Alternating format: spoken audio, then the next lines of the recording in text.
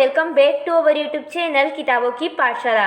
My name is Pooja Patidar और आज हम पढ़ने वाले हैं क्लास 12th की राजनीति विज्ञान यानी कि पॉलिटिकल साइंस की सेकंड बुक के अध्याय 1 राष्ट्र निर्माण की चुनौतियों को।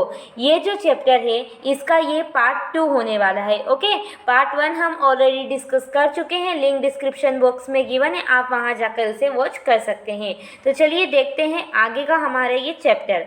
अब देखो, हमारे चैप्टर में आज का जो हमारा पॉइंट होने वाला है वो है विभाजन, विस्थापन और पुनर्वास। इसका क्या मतलब है? तो देखो, पार्ट 1 में हमने क्या समझा था कि हमारा देश आज़ाद होता है तो वो बहुत ही ऐसी स्थिति में आज़ाद होता है कि उस टाइम पे देश में बहुत ज़्यादा हिंसा होती है। हिंसा क्यों होती है? क्योंकि हमारे देश के 2 टुकड़े हो जाते हैं। तो बस इसी चीज़ को हम आज के इस वीडियो में डिटेल से कवर करने वाले हैं, यानी कि हमारे देश के 2 टुकड़े, यानी कि देश का विभाजन क्यों होता है, विभाजन के बाद लोगों का किस तरीके से विस्थापन का मतलब क्या होता है? एक स्थान से दूसरे स्थान जाना, ओके, और दूसरे लोगों का अपने स्थान छोड़कर दूसरे स्थान आना। तो किस प्रकार हमारी जो आज़ादी मिली और विभाजन हुआ उसके कारण लोगों का विस्थापन हुआ, और फिर इन सारी चीज़ों को हमने कैसे, समस्याओं का कैसे समाधान निकलकर हमारा पुनर्वास हुआ। तो बेसिकली इसको ही हम आज के इस लेक्चर में डिस्कस करने वाले हैं। ओके फ्रेंड, तो चलिए देख लेते हैं। देखो, सबसे पहले तो आप देख सकते हैं कि 14-15 अगस्त 1947 को एक नहीं बल्कि 2 राष्ट्र, भारत और पाकिस्तान अस्तित्व में आया। यानी कि जब हमारा देश आज़ाद हुआ 15 अगस्त को, तो केवल भारत ही अस्तित्व में नहीं आया था, उसके साथ साथ ये जो पाकिस्तान है, कुछ हिस्सा यहाँ पर और कुछ हिस्सा यहाँ पर, ये दोनों मिलकर एक पाकिस्तान भी अस्तित्व में आया था। ओके, अब ये अस्तित्व में आए थे, साथ साथ में ऐसा क्यों हुआ था? ऐसा ये दोनों देश अलग अलग क्यों बने थे? ऐसा विभाजन के कारण हुआ था, ऐसा देश के बंटवारे के कारण हुआ था। ब्रिटिश इंडिया को भारत व पाकिस्तान के रूप में क्या किया गया था? बांट दिया गया था। पहले क्या था? ये पूरा का पूरा एक इंडिया था, ब्रिटिश इंडिया। ब्रिटिश इंडिया क्यों कहते हैं? क्योंकि हम इससे पहले यहाँ पे कौन राज कर रहे थे? अंग्रेज। अंग्रेज कहाँ के थे? ब्रिटेन से, उनको ब्रिटिश कहते थे ना हम, तो वो राज कर रहे थे, तो उन्होंने भारत को अपने हिसाब से ढाला हुआ था। तो इसीलिए हम पहले के भारत को क्या कहते हैं? British Bharat. Okay, British India. तो उसको क्या किया गया? भारत और पाकिस्तान के रूप में बांट दिया गया। ये इधर पाकिस्तान और इधर भारत के रूप में बांट दिया गया। अब भारत और पाकिस्तान को बांटा, पर इसका कारण क्या है कि भारत और पाकिस्तान 2 देश बने? यानी कि इंडिया का ऐसा क्या कारण है कि इंडिया का विभाजन हुआ? तो इसका सबसे मुख्य कारण है द्विराष्ट्र सिद्धांत। अब चलिए समझते हैं कि द्विराष्ट्र सिद्धांत क्या है। तो देखो, मुस्लिम लीग ने इस सिद्धांत की बात की थी, यानी कि मुस्लिम लीग ने द्विराष्ट्र सिद्धांत की बात की थी। उससे पहले समझते हैं मुस्लिम लीग क्या है। तो मुस्लिम लीग मुस्लिम समुदायों यानी कि मुसलमान समुदायों का एक संगठन है, जिसकी स्थापना कब की गई थी? 1906 में। ओके, इसकी स्थापना की गई थी। तो इन्होंने द्विराष्ट्र सिद्धांत की बात की थी। अब द्विराष्ट्र सिद्धांत क्या है? तो इस सिद्धांत के अनुसार भारत किसी एक कौम का देश नहीं, बल्कि हिंदू और मुसलमान नाम की 2 कौमों का देश था। और इसी कारण मुस्लिम ने मुसलमानों के लिए अलग देश यानी पाकिस्तान की मांग की। क्या कहा गया द्विराष्ट्र सिद्धांत में? मुस्लिम लीग के लोगों ने कहा कि ये जो पूरा इंडिया है ना, ये किसी एक समुदाय या एक कौम का देश नहीं है, बल्कि 2 कौम, एक हिंदू और एक मुसलमान, 2 कौमों से मिलकर बना देश है। और इसीलिए जो मुस्लिम लीग थी उसने क्या किया? मुसलमानों के लिए एक अलग देश यानी पाकिस्तान की मांग कर ली। और जब इन्होंने मांग की तो शुरुआत में तो इनकी मांग नहीं मानी गई। लोगों ने कह दिया नहीं, हम हमारे भारत के 2 टुकड़े नहीं होने देंगे। पर अंत में जाकर क्या करना पड़ा?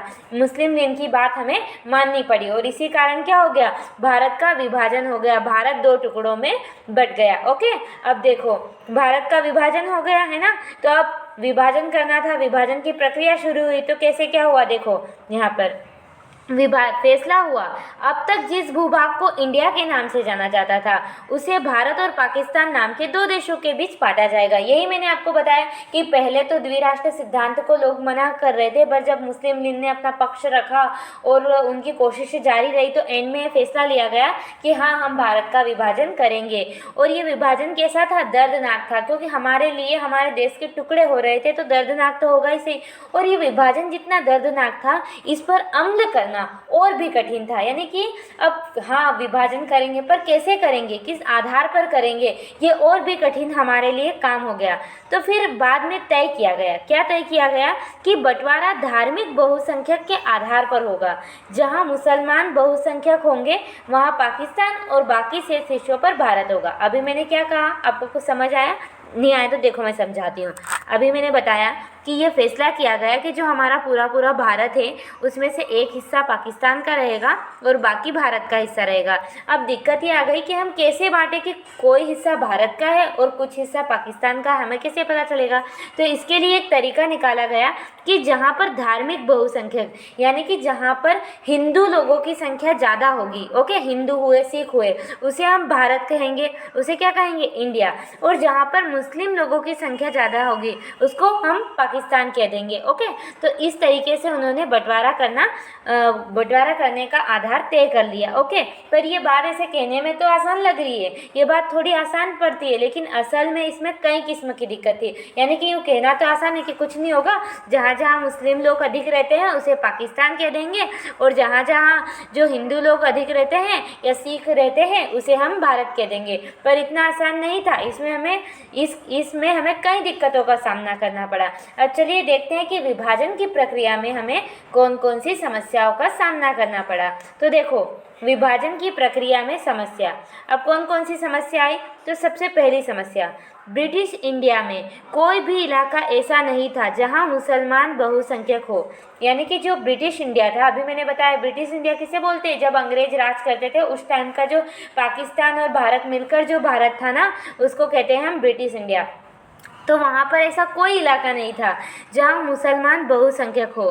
केवल दो ऐसे इलाके थे जहाँ पर मुसलमानों की आबादी ज़्यादा थी, और एक पश्चिम में तो दूसरा पूर्व में, ओके। पहली बात तो पूरे भारत में ऐसा कोई इलाका नहीं था जहाँ पे क्या हो कि मुसलमान बहुसंख्यक हो, यानी कि जो मुस्लिम समुदाय के लोग हैं उनकी बहुत ज़्यादा संख्या हो, ऐसा कोई इलाका नहीं था। सब बटे हुए थे, है ना, सब मिलजुल कर रहते थे, तो सब बटे हुए थे। तो जहाँ मुसलमानों की आबादी ज़्यादा थी वो केवल दो इलाके थे, एक तो पश्चिम में था और दूसरा पूर्व में था। और उनके बीच में क्या दिक्कत थी? एक बड़ा भारतीय भूभाग था। पर ऐसा कोई तरीका नहीं था कि इन दोनों इलाकों को जोड़कर एक कर दिया जाए।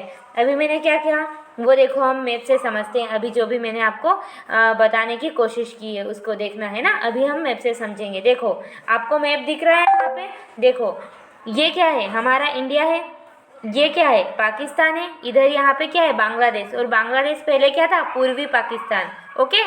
इसे क्या कहते हैं? पूर्वी पाकिस्तान, ओके। तो ये आधा हिस्सा यहाँ पर कुछ मुसलमानों की संख्या ज़्यादा है और यहाँ पर कुछ मुसलमानों की संख्या ज़्यादा है। तो अब ऐसा क्या किया जाए कि इन दोनों को जोड़ दिया जाए? ऐसा कोई रास्ता ही नहीं था। और बीच में क्या आ रहा था? भारत का इतना विशाल भूभाग आ रहा था। तो ये कैसे हो गई? तो ये पहली हमारे सामने विभाजन की समस्या उत्पन्न हो गई कि भैया ऐसा कोई इलाका ही नहीं है जहाँ पर मुसलमान बहुसंख्यक ज़्यादा हो, और थे भी तो कहाँ? एक पूर्व में तो दूसरे पश्चिम में। यानी कि यहाँ इधर होगा पूर्व और इधर होगा पश्चिम, तो एक पूर्व में और एक पश्चिम में। तो अब इनको कैसे मिलाया जाए? तो ये हमारे सामने क्या हो गई? पहली समस्या उत्पन्न हो गई। यह क्या थी? एक गंभीर समस्या थी। अब इसका हल निकाला गया। तो इसका हल कैसे निकाला गया? देखो, इसे देखते हुए फैसला हुआ कि पाकिस्तान के दो इलाके शामिल होंगे। यानी कि फिर फैसला ले लिया हमने कि भैया आप मिला तो सकते नहीं इनको, तो क्या करेंगे कि पाकिस्तान को दो भागों में कर देंगे, एक यानी कि पश्चिमी पाकिस्तान और दूसरा पूर्वी पाकिस्तान, तथा इनके बीच में भारतीय भूभाग का एक बड़ा विस्तार रहेगा। यही मैंने अभी आपको समझाया ना मैप में, क्या समझाया कि भारतीय भूभाग का एक बड़ा हिस्सा रहेगा और एक तरफ पूर्वी पाकिस्तान और एक तरफ पश्चिमी पाकिस्तान रहेगा। आई होप आपको इतना समझ में आया होगा कि क्या दिक्कत थी हमारे सामने, कि अलग अलग जगहों पर स्थान थे जिसकी वजह से इनको हम आपस में मिला नहीं सकते थे। तो ये हमारे विभाजन में क्या हुई? पहली समस्या आई। अब विभाजन में जो दूसरी समस्या थी वो ये थी कि मुस्लिम बहुल का हर इलाका पाकिस्तान में जाने को राज़ी नहीं था। यानी कि अभी हमने बोला कि जहाँ मुस्लिम होंगे उनको हम क्या कर देंगे? पाकिस्तान के लिए मान लेंगे, और जहाँ पे हिंदू सिख वगैरह होंगे उसे हम इंडिया बोल देंगे, ओके। पर दिक्कत क्या हुई? हर कोई मुसलमान नहीं चाहता था कि हम पाकिस्तान में जाएं। यानी कि मुस्लिम बहुल का हर इलाका पाकिस्तान में जाने को राजी नहीं था। अब फिर दिक्कत उत्पन्न हो गई। देखो, यहाँ तक कि जो खान अब्दुल गफ्फार थे ना, कौन थे ये पश्चिम सीमा प्रांत के एक नेता थे। उनकी प्रसिद्ध, उनको मतलब सीमांत गांधी के नाम से जाना जाता है। ओके, तो उन्होंने भी इस द्विराष्ट्र सिद्धांत का, वो इस द्विराष्ट्र सिद्धांत के क्या थे, खिलाफ थे, यानी कि ये भी पाकिस्तान की तरफ नहीं जाना चाहते थे।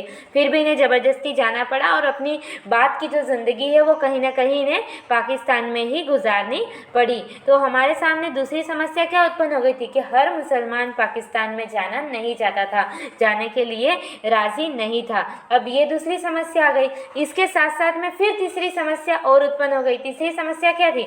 तीसरी समस्या और भी विकट थी, इस समस्या से भी बड़ी थी तीसरी समस्या। तीसरी समस्या ये थी कि ब्रिटिश इंडिया के मुस्लिम बहुल प्रांत पंजाब और बंगाल में अनेक हिस्से बहुसंख्यक गैर मुस्लिम आबादी वाले थे। क्या बोला मैंने कि जो हमारा पूरा ब्रिटिश इंडिया था उसमें जहाँ जहाँ पंजाब और बंगाल था वहाँ पर मुसलमान लोगों की संख्या तो थी, पर साथ साथ में कुछ इलाके ऐसे थे जहाँ बिल्कुल भी मुस्लिम नहीं थे, गैर मुस्लिम थे, यानी कि हिंदू सिख। गैर मुस्लिम किसे कहेंगे? जो मुसलमान ना हो। मुसलमान कौन नहीं होते? हिंदू नहीं होते, सिख नहीं होते। जो मुसलमान को छोड़कर जितने भी समुदाय है उनको क्या कहेंगे? गैर मुस्लिम। तो ऐसे बहुत से इलाके थे जहाँ इतनी दूर तो मुसलमान है पर कुछ दूरी पे सारे गैर मुस्लिम हैं, यानी कि हिंदू सिख वगैरह है। तो अब इनका बंटवारा कैसे किया जाए? ओके, तो इनके लिए क्या किया गया? इन दोनों प्रांतों में भी बंटवारा किया गया फिर, और वो भी धार्मिक बहुसंख्या के आधार पर। और इसमें जिले अथवा उससे निचले स्तर के प्रशासनिक हल्के के आधार पर माना, यानी कि फिर उसको बिल्कुल छोटे छोटे पार्ट्स में डिवाइड कर कर फिर यहाँ पर विभाजन किया गया और इस समस्या का समाधान निकाला गया। और इसीलिए तो कहते हैं 14-15 अगस्त 1947 की मध्य रात्रि तक यह फैसला नहीं हो पाया। यानी कि इसका मतलब क्या हुआ कि आज़ादी के दिन तक अनेक लोगों को यह पता ही नहीं था कि वो भारत में है या पाकिस्तान में। पंजाब और बंगाल का बंटवारा विभाजन की सबसे बड़ी त्रासदी साबित हुआ। यानी कि कुछ लोग पंजाब में है, अब किसी ने बोल दिया पंजाब तो पाकिस्तान की तरफ जाएगा, पर दिक्कत ये आ रही है कि आधे से ज़्यादा लोग वहाँ पर हिंदू हैं और इधर के सारे लोग वहाँ पर मुस्लिम हैं। तो ये किधर का हिस्सा है, पाकिस्तान का या हिंदू का? तो बहुत सारे लोगों को तो ये पता ही नहीं था कि हम भारत में हैं या पाकिस्तान में हैं, यानी कि वो अपने ही देश में क्या हो चुके थे, पराये हो चुके थे। तो ये तीसरी समस्या उत्पन्न हो गई थी। अब इस समस्या का सामना करते ही थे कि हमारे सामने आ गई चौथी समस्या। अब चौथी जो समस्या थी ना वो अल्पसंख्यकों की थी। अब अल्पसंख्यक किसे कहते हैं? अल्प का मतलब क्या होता है? कम, और संख्या का मतलब तो आप समझते ही हैं, संख्यकों का मतलब क्या होता है? संख्या। तो कम संख्या, अल्पसंख्यक का मतलब होता है कम संख्या, यानी कि जिन लोगों की कम संख्या होती है, जिनकी कम नागरिक होते हैं, उसको बोलते हैं हम अल्पसंख्यक। देखो अभी मैं आपको समझाती हूँ। देखो सीमा के दोनों तरफ अल्पसंख्यक थे। पाकिस्तान में अल्पसंख्यक कौन होंगे? हिंदू। कौन होंगे? हिंदू। क्योंकि देखो पाकिस्तान है, वहाँ पे सारे मोमेडियन यानी कि मुस्लिम लोग गए। अब वहाँ पे अल्पसंख्यक कौन रहेंगे? हिंदू लोग रहेंगे ना। और भारत में क्या हुआ? मुस्लिम अल्पसंख्यक थे, क्योंकि भारत में हिंदू ज़्यादा थे और मुस्लिम समुदाय के लोग क्या थे? कम थे। अब वो कम थे, इसकी वजह से हिंदू जो थे वो पाकिस्तान में अल्पसंख्यक हो गए और मुस्लिम जो थे वो क्या हो गए? भारत में अल्पसंख्यक हो गए। तो अब इनको क्या करना था? अपने स्थान पर जाना था। तो ये समस्या बनी और इन्हें अपने उचित स्थान पर कैसे पहुँचा जाए। अब दिक्कत ये आ गई कि इन मुस्लिम समुदाय लोगों को पाकिस्तान कैसे पहुँचाया जाए और जो हिंदू लोग उन्हें भारत कैसे पहुंचाया जाए। तो ये हमारे सामने विभाजन की प्रक्रिया के दौरान 4 मुख्य समस्याएं उत्पन्न हो गई। क्या क्या देखी हमने? चलो उनको एक बार रिकॉल कर लेते हैं। सबसे पहली हमारे सामने समस्या उत्पन्न हुई कि भैया विभाजन कैसे किया जाए। तो हमने कहा हम ऐसे विभाजन कर लेते हैं कि जहाँ पर मुस्लिम ज़्यादा है और जहाँ पर हिंदू ज़्यादा है उसको भारत, मुस्लिम ज़्यादा है उसको पाकिस्तान कह लेंगे। पर दिक्कत यह है कि ऐसा कोई इलाका ही नहीं था, वो भी दूर दूर थे, एक पूर्व में था एक पश्चिम में था, मैंने आपको मैप में समझाया था। फिर दूसरी ये समस्या कि हर मुसलमान चाहता नहीं था कि वो पाकिस्तान की ओर जाए। तीसरी समस्या हमारे सामने ये उत्पन्न हो गई कि जो पंजाब और बंगाल थे ना, वहाँ पर कुछ इलाके ऐसे थे जहाँ बिल्कुल हिंदू ही है, भले इतने हिस्से में मुसलमान है पर यहाँ पर हिंदू है। तो वो हिंदू किस में जाएंगे? पाकिस्तान में जाएंगे या फिर इंडिया में जाएंगे? ये हमारे सामने तीसरी समस्या उत्पन्न हो गई।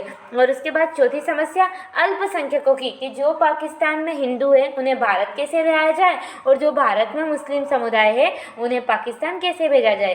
तो हमें विभाजन के टाइम पर बहुत सारी समस्याओं का सामना करना पड़ा। अब देखो इस घटना से उभरने के लिए किसी के पास कोई योजना थी ही नहीं। किसी ने सोचा ही नहीं थी कि ऐसी परिस्थिति बनेगी। तो फिर दोनों तरफ के जो अल्पसंख्यक थे ना, उनके पास सिर्फ एकमात्र रास्ता यही बचा था कि वो अपने घरों को छोड़ दे। और इसी तरीके से फिर क्या हुआ, पाकिस्तान के जो भी हिंदू थे वो वहाँ से अपने घरों को छोड़ कर भारत आए, और भारत के जो थे ना वो मुस्लिम समुदाय वो पाकिस्तान गए, जिससे बड़ी मात्रा में हिंसा भी हुई थी। और कई बार तो ये ऐसी घटनाएं चंद घंटों की मोहलत में करनी पड़ी, यानी कि थोड़ा सा टाइम दिया गया और उसमें आपको अपना घर बार छोड़कर जाना पड़ा। आपने बहुत सारी जो मूवीज़ है, जो हॉलीवुड और हॉलीवुड की तो नहीं पर बॉलीवुड की जो भी मूवीज़ है, उनमें आपको ऐसी घटनाओं के बारे में बहुत बार दिखाया गया होगा। बहुत सारे सीन्स ऐसे आपको देखने को मिले होंगे, आप उससे इनको रिलेट करना ताकि आप अच्छे से इसको समझ सकें। देखो, अब विभाजन की प्रक्रिया में बहुत सारी समस्या आई, पर एंड में क्या हुआ, विभाजन हुआ, देश का बंटवारा हो गया, यानी कि भारत और पाकिस्तान नाम के दो देशों का निर्माण हो गया। अब जैसे ही ये विभाजन हुए तो हमें विभाजन के परिणाम देखने को मिले। तो चलिए देखते हैं विभाजन के क्या क्या परिणाम हैं। तो सबसे पहले देखो विभाजन का परिणाम। सन 1947 में भारत पाकिस्तान का विभाजन हुआ और इस विभाजन के निम्नलिखित परिणाम सामने आए। अभी मैंने आपको यही बताया। अब विभाजन का मतलब क्या था? हमारे लिए विभाजन का अर्थ था दिल के दो टुकड़े हो जाना। मतलब इस लाइन का मीनिंग क्या है? भारत एक था और आज भारत टूट रहा है, तो हमारे लिए इसका क्या, आज भारत के दो टुकड़े हो रहे, तो हमारे लिए इसका मतलब क्या था कि दिल के दो टुकड़े हो जाना। समझ में आया आपको कि विभाजन का अर्थ था दिल के दो टुकड़े हो जाना। ओके, अब देखो सबसे बड़ी समस्या उत्पन्न हुई, सबसे बड़ी जो परिणाम आया सबसे बड़ा, वो ये था कि आबादी का स्थानांतरण हुआ, यानी कि लोगों को एक जगह से दूसरी जगह जाना पड़ा, और वो भी कैसे? अनियोजित, बिना किसी योजना के कहीं भी जा रहे हो, आकस्मिक, बिना किसी पहले से बताए हुए। वो त्रासदी से भरा था। मानव इतिहास का अब तक का सबसे बड़े स्थानांतरण में से एक था, यानी कि इतने लोग एक जगह से दूसरी जगह पहली बार मानव इतिहास में इतने सारे लोग जा रहे थे, यानी कि आबादी का बड़े पैमाने पर इस स्थानांतरण हो रहा था। हिंदू इधर आ रहे हैं, मुस्लिम समुदाय पाकिस्तान में जा रहे हैं, तो ऐसे बहुत सारे लोगों को एक जगह से दूसरे जगह अपना घर बार छोड़ना पड़ा। तो इससे क्या हुआ? आबादी का स्थानांतरण हुआ। अब विभाजन का दूसरा परिणाम क्या हुआ? दूसरा परिणाम ये हुआ कि धर्म के नाम पर एक समुदाय के लोगों ने दूसरे समुदाय के लोगों को बेरहमी से मारा। लाहौर व अमृतसर सांप्रदायिक अखाड़े में तब्दील हो गए, यानी कि जो एक समुदाय के लोग थे, हिंदुओं ने क्या किया? मुसलमानों को मारा, मुसलमानों ने क्या किया? हिंदुओं को मारा, और इस तरीके से धर्म के नाम पर लोगों ने काफ़ी अत्याचार किया।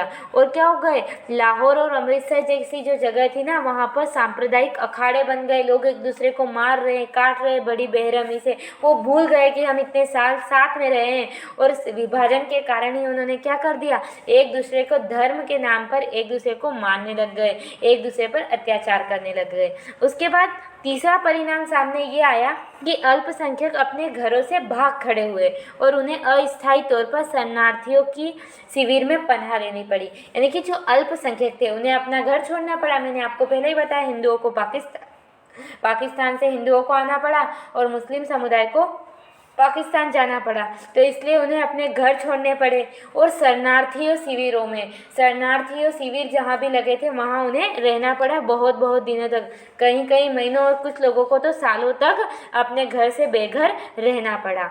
उसके बाद जो चौथा परिणाम हुआ ये हुआ कि महिलाओं को अगवा कर लिया गया। अब ऐसे टाइम पर महिलाओं को अगवा कर लिया गया, उनसे जबरन शादी करने लगे। एक धर्म के लोग दूसरी धर्म की महिलाओं से शादी करने लगे।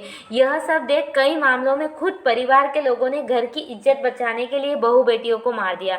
यानी कि उस टाइम पे ऐसी सिचुएशन बन गई थी कि जो महिलाएं थी उनको अगवा कर लिया गया था, उनसे जबरन शादी की जा रही थी, और ऐसे मामले में फिर अपने घर की इज्जत बचाने के लिए लोगों ने क्या किया? अपनी ही बहू बेटियों को जहर दे दिया और उन्हें मार दिया। अब ये चौथा परिणाम सामने आया। उसके बाद पांचवा परिणाम ये हुआ कि विभाजन के कारण 80 लाख लोगों को अपना घर बार छोड़कर सीमा पार जाना पड़ा, यानी 80 लाख लोगों को इधर पाकिस्तान से इधर, और हिंदुओं को पाकिस्तान से इधर आना पड़ा, और मुस्लिमों को भारत जाना पड़ा। तो इस प्रकार कुल 80 लाख लोगों को अपना घर छोड़ना पड़ा, और विभाजन की हिंसा से 5 से 10 लाख लोगों ने अपनी जान गंवाई। और उस टाइम पे 5 से 10 लाख कितने बड़ा आंकड़ा होता है, इतने लोगों को अपनी जान की आहुति देनी पड़ी इस विभाजन में। तो ये कुछ थे विभाजन के परिणाम। सो आई होप आपको समझ में आया होगा कि विभाजन के क्या क्या परिणाम निकले।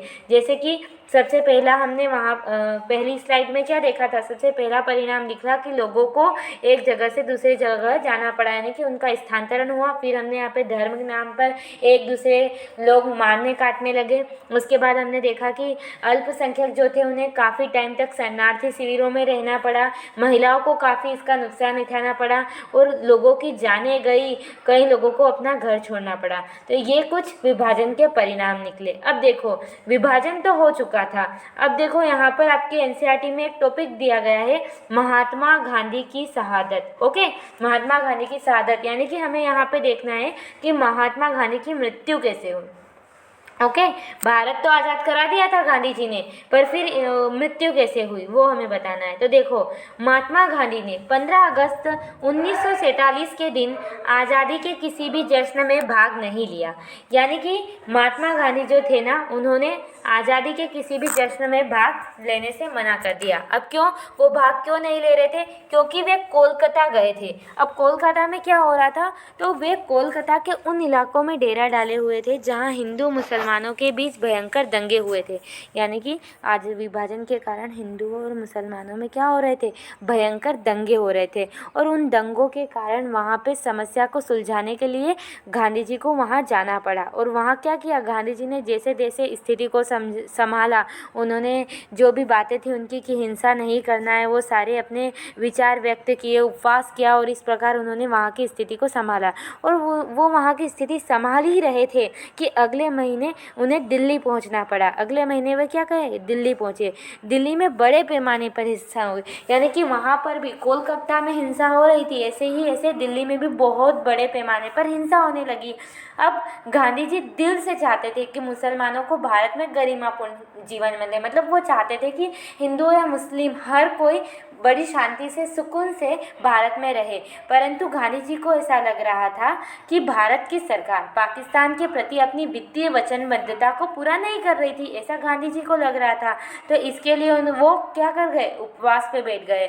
और उनके उपवास का मानो क्या हुआ, जादुई असर हुआ। यानी कि जितने भी सांप्रदायिक हिंसाएं चल रही थी वो क्या हो गई, एकदम से रुकने लग गए। परंतु वो तो रुक गई, पर इनका जो ये उपवास था वो अंतिम उपवास साबित हुआ।